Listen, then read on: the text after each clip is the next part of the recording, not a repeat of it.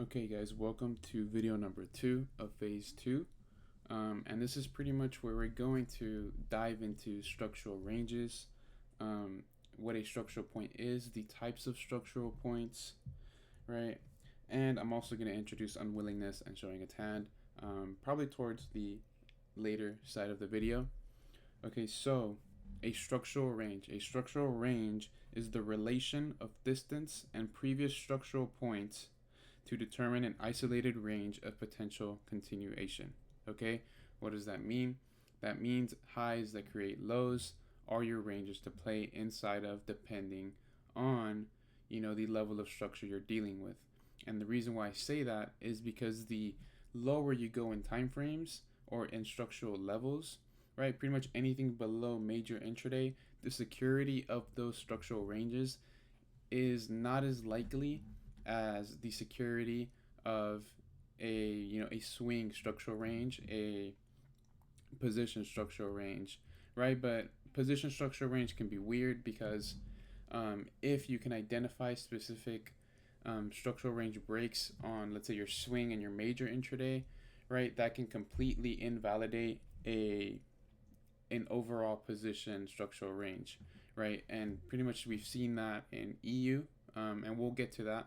I'll show you guys that before the video ends. But we can first start off with essentially showing you what a structural range is. So a structural range, as you can see in this image, right, is a high that creates a low or a low that creates a high, right? And it must take out a previous low or high.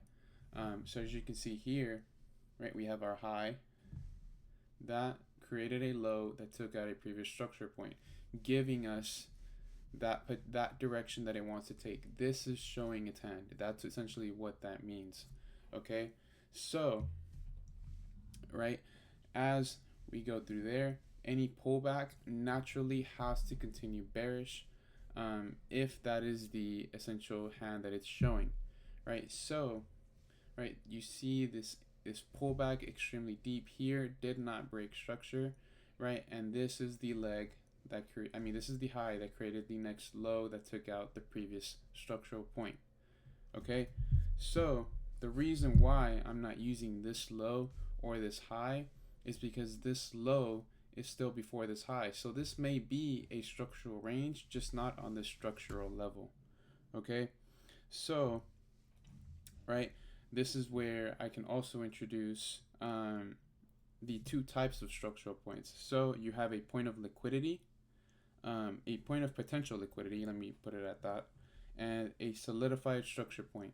A solidified structure point is a high that actually creates a new high, or a low that actually creates a new low. A high that creates a new low and a low that creates a new high. I'm sorry, because that signifies trend continuation, right? Whereas a point of potential liquidity, right, let's say here, right, is a low that does not create a new high, right?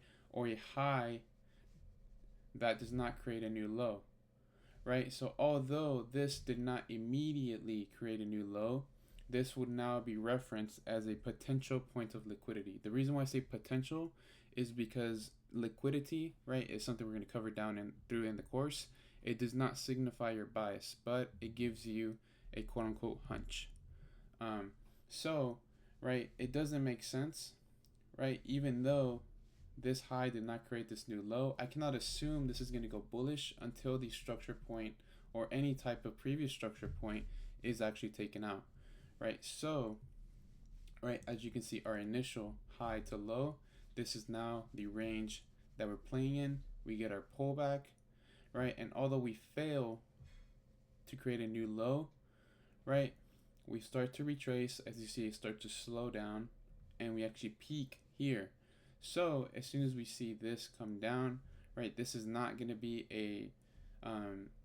a structural point on this specific time frame level or this specific structural level, right, because this low did not create a new high and it doesn't support the previous structural range, right? So although this didn't immediately create a new low, it still supports the overall structural range.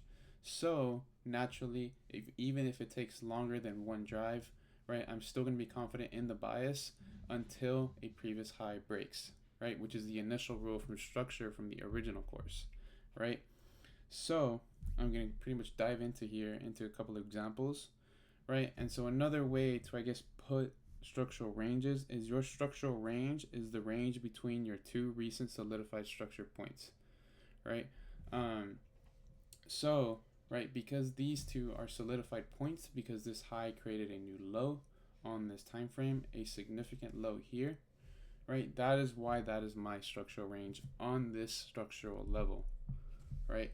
So as we dive into more examples, right, this is now a daily time frame, which would be more so considered your swing time frames, right? So as you can see, right, none of this here matters. This is super messy, right? And until I see this, right, our high that creates a low takes out previous low, right? We now have a pullback, a high that creates a low, which is here, right? And then a high that creates a new low that takes out these previous lows here, right? So, right, this is a very clear way to eliminate a lot of noise based off the structural level that you're looking into, right? So the key reference points, right, is always, for example, in a downtrend, your key reference point is going to be the low that you make, the lows that you make, correct? And in an uptrend, right, the most important points to me would be, you know, that high in a bullish trend. So, right, that kind of falls back to kind of the old structural rules that I used, or that I gave you guys. I still use them, right? For example, here in this downtrend, right, if we don't break any type of high, any type of significant high, right, which a significant high would be referenced to a structural range high, right, then we will naturally continue creating new lows, right? So I hope that makes sense. But as you can see, like I said, this kind of really, like, in my opinion, this really eliminates a lot of noise. Like, for example, it doesn't have you, you know, trying to signify every structural point, right?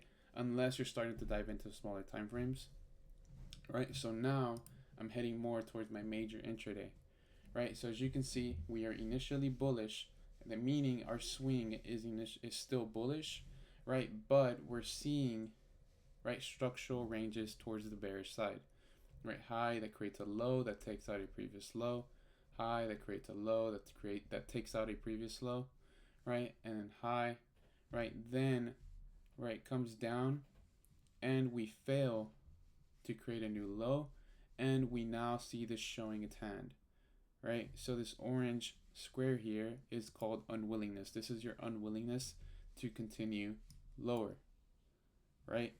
But the only way for an unwillingness point to be valid is if it now breaks this, right? So it signifies to me that direction has shifted, right?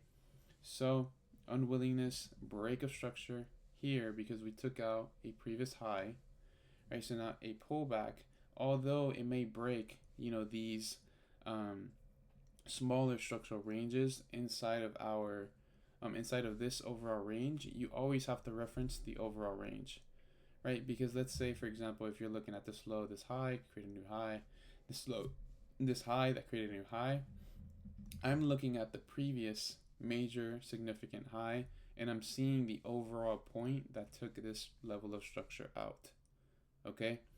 So from here, even though you have a break of structure here, it still makes all the sense in the world for it to continue higher, even though I wouldn't probably consider this a structure break. I see this more as a liquidity grab, and we're going to cover this towards the end of this phase, right? But I just want you to eliminate a lot of noise with structure and find direction based off of your structural ranges, okay?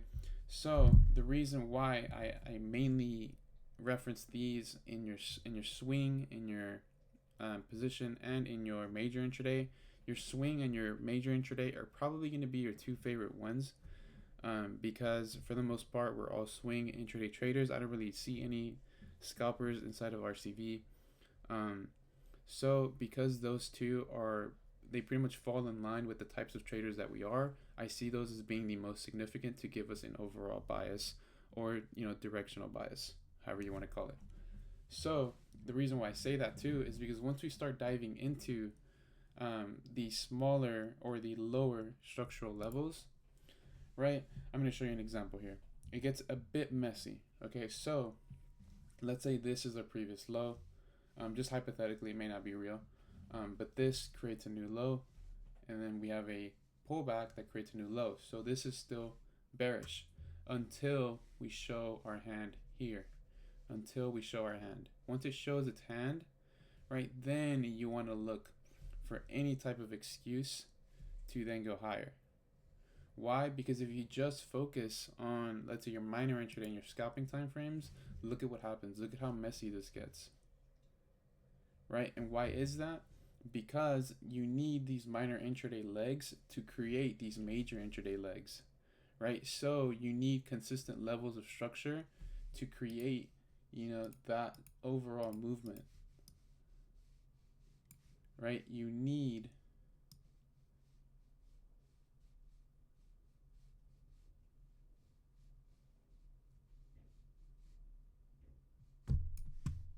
something like this. Right? Let's say this is your major intraday, this is your minor intraday. You need these bullish structural ranges in your minor intraday timeframes to influence these major intraday moves. So as long as you understand the overall composition of your major intraday and your swing, finding that direction is going to be a whole lot simpler.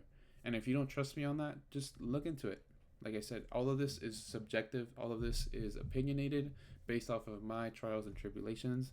So I need you all to focus on essentially making this work for you. That is your biggest focus in this course, making this work for you. There is no such thing as an RCV style. There is no such thing as an Alfredo model. There is no such thing as anything like that.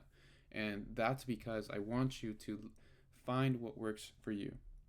Okay? So pretty much a small recap of this video. A structural range is your relation of distance and previous structure points to determine an isolated range of potential continuation. In other words, highs that create lows, lows that create highs, so that you have a range to overall play in. And remember that the overall security of those structural ranges will diminish as you lower your structural level. Sorry about that. Right, so analyzing structural points, right, there is your point of potential liquidity, right, which is essentially a low that does not create a high and a high that does not create a low, right? So pretty much back to this image, right, that is directly tied, the point of potential liquidity is directly tied to unwillingness and to showing its hand. Why? Because even though this high did not create a new low, and we're now starting to see structure breaks inside of here that now fits the narrative of wanting to take this out. Okay, so I'm not saying that you should be looking for these initial structure breaks, because these are still minor intraday structure breaks on this overall major intraday range, right? Because we know it can get messy.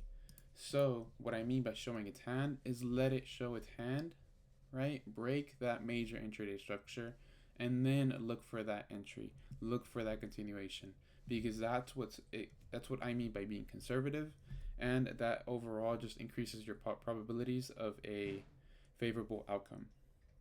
Okay, so and now a solidified structure point, the final pretty much vocabulary term, if you want to put it like that, your final word or pretty much phrase is your structural range.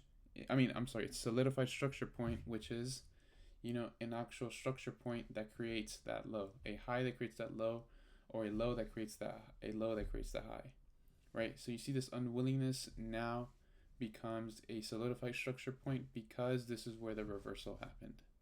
Okay, so it seems like a lot. I'd recommend you to rewatch this. I'd say 2 to 3 times to make it make sense, and if it doesn't, feel free to give me any questions, concerns, and we can go from there.